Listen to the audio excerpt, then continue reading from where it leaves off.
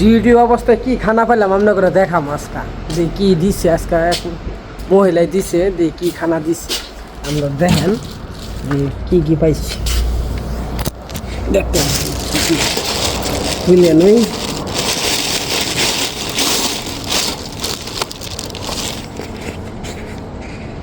সবুজ রুটি ছোটো ছোটো মনে আনুমানিক 6-7টা মানে একটা মানে বাসাতে বানাইতে পারে একটা বক্সে দিয়ে কি দিচ্ছে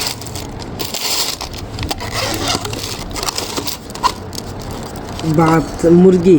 ভাত আর মুরগি এটা বাসাতে বানাইছে যে আর কি দিয়েছে একটা ঠান্ডাও দিছে মাশাল্লাহ মাশাল্লাহ দিয়ে আর কি দিছে তো আবার কিসে দেয়া যায় পয়সাও দিচ্ছে